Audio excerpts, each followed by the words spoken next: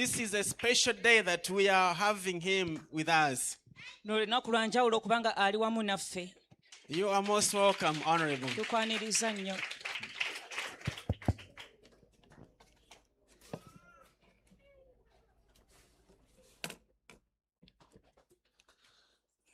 Graduates, I congratulate you. Bayozayoza. It is also an honor for me Kitiibwa gye ndi to join you on this great occasion. okubegattako ku mukolo bwe guti. But first things first. Naye tugende ku bisookerwako. I first of all want to thank Pastor Kim with his wife, Njagala osooka okwebaza Musibakemu ne mukyala we. all the volunteers from Korea Bavolontiya bonna abava e Korea for making this possible. okuleetera kino okuba nti kisobose. The Koreans went through similar things, Abakoreya bayita mu bimu bye tufaanaganya, and they are a great country today. naye ate leero nsi y'amaanyi. I want you also to know Era nandyagadde omumanya that in their sacrifice, nti mu ssaddaaka zaabwe the children abaana are missing their counterparts because the parents are here. basubwa bye balina okukola kuba abazadde baabwe bali wano. So now you are the children's friends because their Korean friends are in Korea, not here. Kubanga kano muli mikwano gy'abaana abo kuba mikwano gyabwe abali e Korea ate bo bali wano. This is not a small thing. Kino ekintu si kitono. When they go back to Korea, they will be foreigners Bwe banaddayo e Korea bajja kuba bagwira. because they will talk of Matoke and Tula, and those guys don't know what they're talking Kuba about. bajja kwogera ku matooke n'entula nga tebabitegeera. So first, let's congratulate them and clap for them. Katusooke tubakubireko mu ngalo nga tubayozaayoza. I also want to thank the originator of this congregation, Njagala n'okwebaza omutandisi my w'ekibiina kino, friend Dr. Park, Dr. Park, who is also a good friend of the president, ate nga mukwano gwa mukulembeze waffe, and with whom they are trying to look for land so that all of you can go next time to upgrade all your children or brothers to come and learn similar things. era bwe bagezaako okunoonya ettaka we tonazimba ensibuko yaffe abaana bammwe n'abazzukulu bammwe gye banaatusanga. I was very happy to hear Nsanyuse nnyo okuwulira that besides putting up a bigger campus, nti nga tulese okuteekawo ettendekero eddene, they are going to have small campuses in Kasese, in Baja- Bukedea, everywhere. bajja kuteekawo n'amatendekero amatonotono e Kasese, Bukedya ne buli wamu. Me, who was the ambassador in China and also in North Korea, not South, Ye eyaliko ambassador e China ne North Korea, si South, they did these same things. bakola ebintu bino bye bimu. And today, Era leero they are very powerful countries. b'amaanyi nnyo, nsi z'amaanyi. Which means that you who are here graduating today, Ekitegeeza nti gwe ali wano leero atikkirwa. I liked somebody there who said he did not like titles Ndyagadde omuntu abadde wano n'agamba nti ye tayagala bitiibwa because titles make you proud and arrogant. kubanga ebitiibwa bikumeza amalala, And that is true. naye tekituufu. So those of you who have started in this way, Erimu abatandise bwe muti, this is the American way also. eno nayo nkola ya Kimerika. It is also what we do with what they call in-service training in the military and in the civil service. Kye bakola mu kutendeka mu militale n'ali abakozi ba gavumenti. You start with a certificate, Otandikira ku certificate, you get a diploma, n'ofuna diploma, you get a degree, n'ofuna degree, you get your PhD. n'ofuna PhD. Who told you you must go from senior 1 to senior 6 up to university straight? Ane yakugambye nti ova mu senior 1 paka senior 6 bwoti paka university. As long as they have opened your eye Singa bakuzibula amaaso katono we bati to make a radio, gwe okumanyisa, to repair a part of the soil there for cars to pass through, okubaako ne wooteekateeka n'okola ekkubo emmotoka we ziyita, even to cook fish n'okufumba obufumbi or ekyennyanja chicken. oba enkoko. Once you get those certificates, Bw'ofuna certificate ezo it does not stop you to become anything you want. tekikukomya gwe kufuuka kyonna ky'oyagala. When I was in Kenya, in Kericho, about 2 years ago, Myaka 2 emabega bwe yaliko e Kenya mu kifo ekiyitibwa Kericho, They have changed their syllabus bakyusa engeri bwe basomesa into this American, Korean, and Chinese thing. ne babizza mu ngeri y'abakorea n'abachina bwe bayigiriza. And it is also 3 months. Ate nabyo bya myezi 3. This man took me and said, I trained a painter for 3 months. Waliwo eyamutwala n'amugamba nze ntendeka asiiga langi emyezi 3. This painter goes and starts making money. Ye agenda n'atandika okukola sente ze. I don't have to keep him in school for 3 years like to get a diploma. Talina musigaza mu ssomero emyaka emmeka okufuna diploma. The moment he gets his certificate, he goes and paints. Yakadde waafunira certificate agenda n'atandika mirimu gye. And he's earning every month. Buli mwezi ng'afuna akasente. Or every week or every day. Oba buli wiiki oba buli lunaku. He now has enough money to come for an upgrade. Bw'ati afuna sente ezimala n'akomawo okweyongerako. The next upgrade is he knows the chemicals which make the paints. Bw'aba akomyewo okwongerako aba amanyi kemiko ki na kemiko ki z'ogatta okufuna paint. The colors which make the paint. Ne langi z'ogatta okufuna langi gy'oba oyagadde. But after 3 months, he is already earning. Naye ate oluvannyuma lw'emyezi 3 ng'afuna ku ssente. Now, when he comes for a higher level, bw'akomawo okwongerako 2 months, myezi 2, now he can go and paint even in London aba asobola ogenda ne London n'asiiga langi or in China. oba e China. And from there, he can now go and get his degree if he wants. Eyo asobola ogenda neyeeyongerako ne diguli bw'aba ayagadde. Then he can even go and get his PhD. N'afuna ne PhD. Because everybody wants a painted house. Kuba buli muntu ayagala ennyumba ensiiga obulungi. And some offices require complex paintings. Ate nga ofisi ezimu baagala abo abaakuguka mu ekyo. And some paints are food grade. Ate nga ezimu Food grade. zikolebwa mu bya It's good for storing food. ziba nnungi okukola ebitundu we batereka emmere oba ebifo. Others are very simple grades. Endala ate nnyangu yangu. Others can go and paint outside, and with it you can go up to the moon. Endala za kusiiga wabweru n'osobola okuba nga olabisa bulungi kala zo. All starting from 3 months of training. Byonna bitandikira kutendekebwa kwa myezi 3. I heard somebody speaking in Spanish. Awuliddeyo ayogedde mu Luspanyoolo. Hasta mañanas. Bw'atyo ng'atugamba I ebyo. heard them speaking Chinese. Ne waliwo ayogedde Oluchina Ni hao ma. ng'agamba muli mutya. Then there were others speaking Korean. Waliwo abadde boogera Olukoleya. I am not sure whether all of you know how to read and write Luganda also. Simanyi oba mwena mumanyi okusoma n'okuwandiika But Oluganda. if you did, you'd be a much more stable person. Naye singa muba mukimanyi obeera muntu And also agumidde. writing and speaking Karamojong. Okwogera n'okuwandiika Olukalamoja. All those are important. Byonna bikulu. So the point here I am saying, Ensonga gye njogerako. and I saw one girl laughing here. She was very happy when she came. Alabye omuwala omu abadde ng'anyumirwa nnyo. And I was very much with her in her happiness. Yenna mwegattako okuba nga asanyuse. I think it is you there. Ndowooza oli abadde ayogera Olukoleya. Yes. Yeah. I was very happy because she was happy she has graduated. Nsanyuse nnyo kuba ng'abadde musanyufu nti atikiddwa. And that is what we want. Era ebyo bye twagala. Not all of us are from rich families. Ffenna tetuva mu maka magagga. So even opportunity for 3 months course can change you. N'omukisa ogw'okusoma emyezi 3 gusobola okukyusa obulamu bwo. It is not yet over. Tekikomaawo. Then another 2 months changes you. Emyezi emirala 2 ne And gikukyusa. another 6 months and 1 month changes you. N'emirala 6 n'ogumu ne bikukyusa.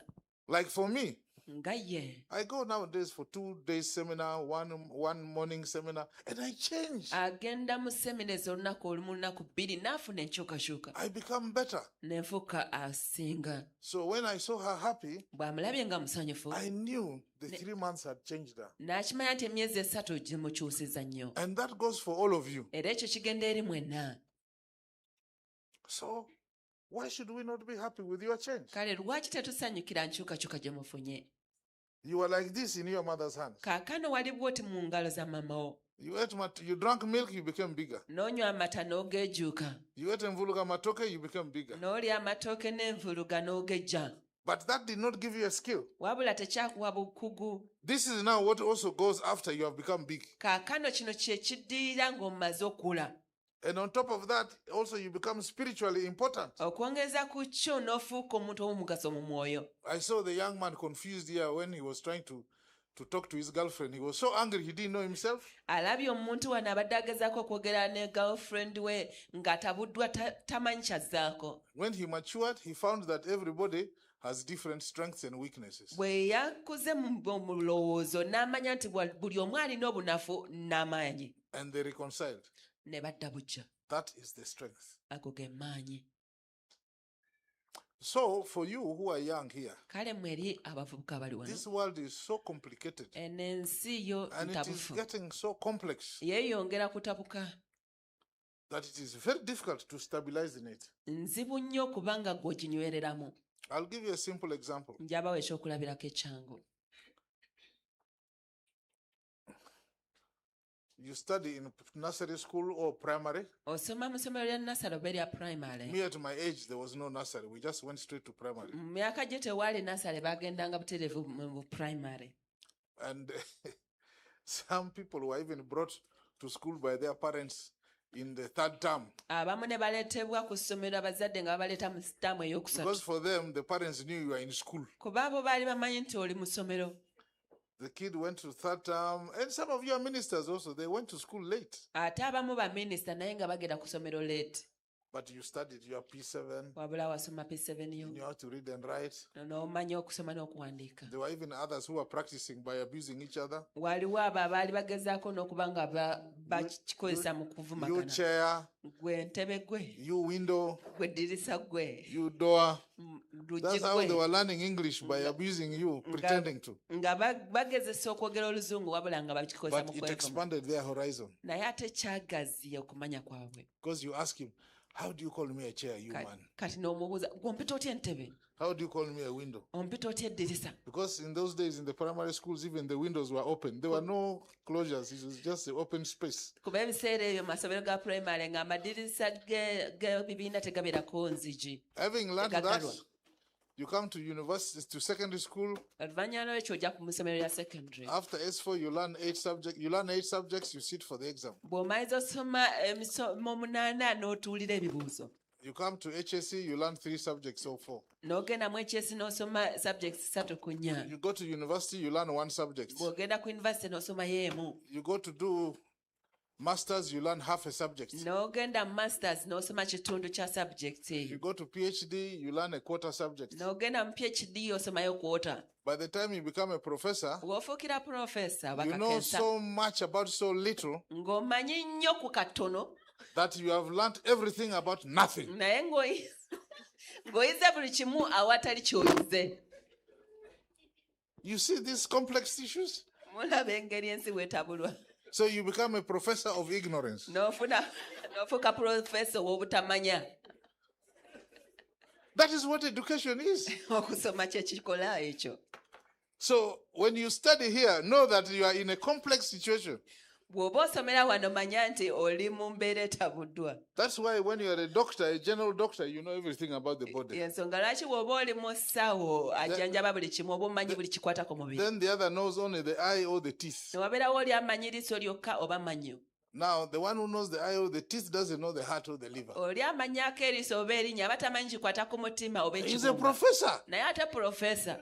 So you need to come back to this one who knows the whole body to interpret. Kati abalina okudda eri ono amanyi omubiri gwonna amuvuunulire.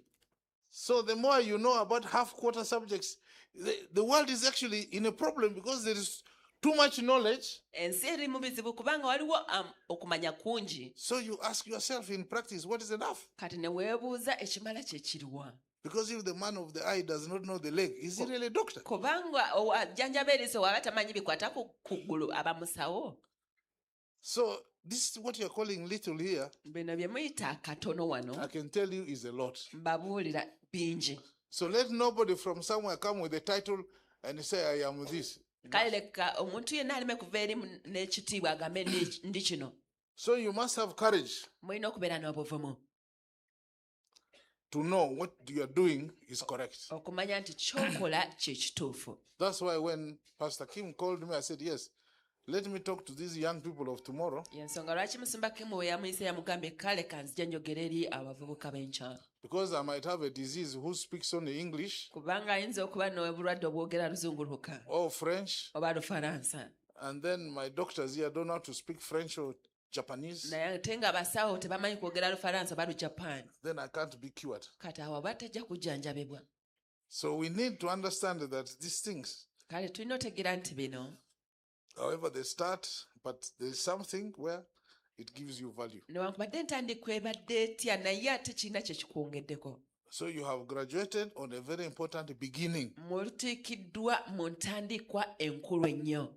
Don't underrate it. Don't anybody underrate you. Leka omuntu yenna aleme kukussa wansi. Because when you look at 30 years Kubanga bw'otunuulira myaka 3 mu maaso and you have the key ng'ate olina ekisulumizo to the door eri oluggi which enters the room, oluyingira mu kisenge. what more do you want? You have entered. Kati ate oba oyagala ki? So don't let the world outside belittle you. Kale toletera nsi kukufunza. You have started in a very delicate manner, Otandise mu ngeri but it is a very powerful thing. entono naye ate kintu ky'amaanyi ddala. So look after that knowledge Kale amagezi g'ofunye galabirire and grow. era ogakuze. The world is open for any of this. Ensi nzigula eri buli kyonna kye muyize. And when you succeed in the things you do, Era bwe muyitamu mu byonna bye mukola help the others who are also stuck, like at one time you were stuck. muyambeko abalala nabo balemereddwa kuba naawe lumu byali biganye. There are many things in this world, Ebintu bingi mu nsi muno. and this is the beginning, which if you fertilize, you water, you nurse, Eno y'entandikwa kale bw'onoofukirira amazzi n'okijjanjaba n'okirabirira.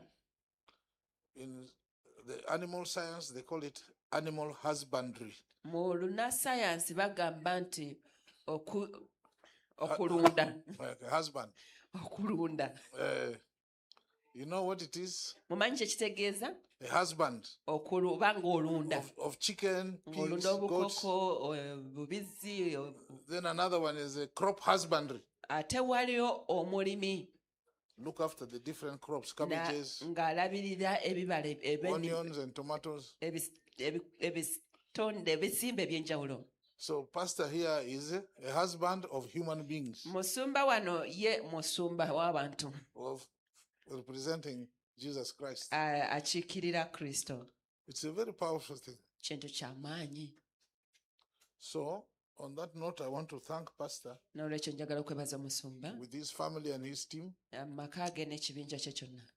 our big man, Professor Park, Jjajja waffe Professor Park, yes, his wife and kids, mukyala we n'abaana be, and all the pastors who are here with him. n'abasumba bonna abali wamu naye wano. Of course, this would not have been possible if President Museveni had a bad government. Kino tekyandiyizise singa President Museveni alina gavumenti nga mbi. I want to thank your parents for having brought you up to this level. Njagala okwebaza n'abazadde bammwe abaabakuza okutuuka wano. It's not small. When some of you get your own children, you will know what it is. Si kyangu bwe mulifuna abammwe mulimanya. I'm a grandfather. I know what problems I've gone through with my children. Ye jjajja amanye engeri abaana bwe bakooya. Because they are full of energy, but they are blind. Kuba baba bajjudde amaanyi naye ate bazibe. Touching here, you get a masanyalazi shock. Bakwata wano bagudde Going there, the water wants to drown you. bagenze eri amazzi gagala Climbing trees and falling and breaking your bones. bawalampya emiti bagudde bamenya embirizi. Very difficult, Bizibu ddala but it is beautiful. naye ate birungi. And these young girls of ours here, Era abana bawala abaffe abato abali wano very delicate moment for them. bali mu kiseera ekyasinza okuba nga kya ttabbu. Because girls, for them, they want love. Kuba bo baagala nnyo okwagalwa. There's nothing they know but love. When you talk Tewali of love, kirala kyonna kye balowoozaako wabula okwagalwa. they're in heaven. Bw'oyogera kwagala baba bali mu ggulu. But the moment you mess it, Naye w'obyonoonera they are worse than devils. baba bafuuse setaani.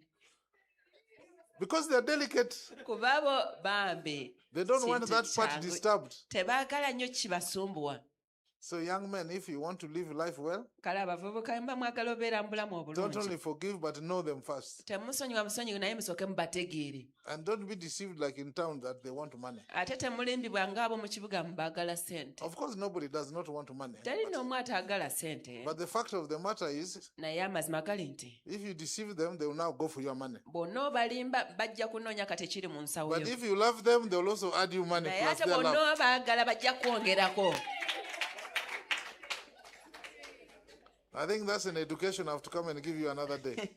kati ndowooza alina okujja abaweeyo olunaku olulala basomese ku It's very byokwagala important. kikulu nnyo. Yes.